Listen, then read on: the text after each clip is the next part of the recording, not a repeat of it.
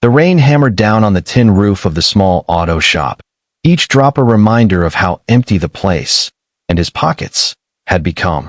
Mark's hands were raw from the cold and the endless hours of work, but there was no choice. His little boy, Liam, was sleeping in the office on a pile of old blankets, and rent was due tomorrow. That's when he heard it, the sputtering, desperate cough of an old farm truck pulling up to his shop. He didn't know yet that the woman stepping out of that truck wasn't just another customer.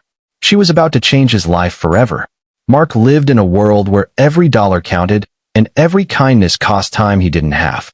His wife had left years ago, leaving him with Liam and a debt that felt as heavy as the sky on stormy days. When the farm truck rolled in, rust eating away at its sides, he expected another story about how someone just needed a quick fix and could pay later. But the woman who stepped out, muddy boots, faded jeans, and a flannel shirt, didn't try to charm or negotiate. She simply said, voice trembling, "My truck died on me halfway to the feed store. I can't lose my delivery. It's my family's only income." Mark saw something in her eyes. Not pity, not pride, but a quiet desperation he knew too well. He glanced toward the office where Liam slept, then back to the woman. "I'll take a look," he said. Hours passed. The rain turned to a cold drizzle, and the woman, Emily, stayed, holding a thermos of coffee she barely drank. They talked as he worked.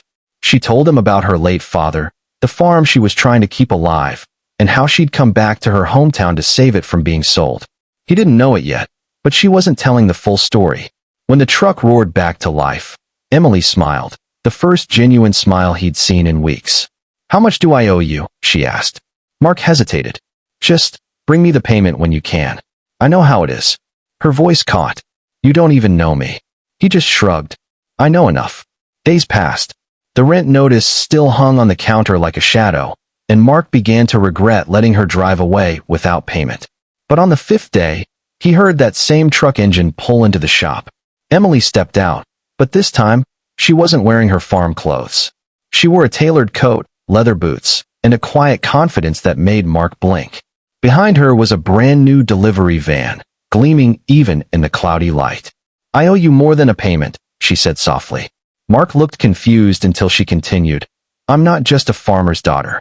My father left me the farm and a trust fund. I never use it unless I believe it can do good.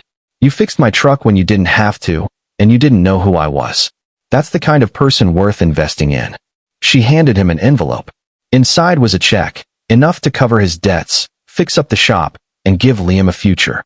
Mark stared at it, his throat tight. "I can't accept this," he whispered.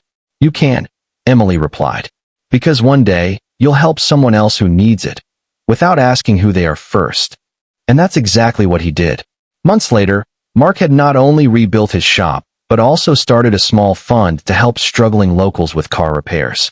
Every time he handed over a set of fixed keys, he thought of Emily and how a single act of kindness had rewritten his life. Moral of the story: true kindness asks nothing in return, yet it often comes back to us in ways we never imagined.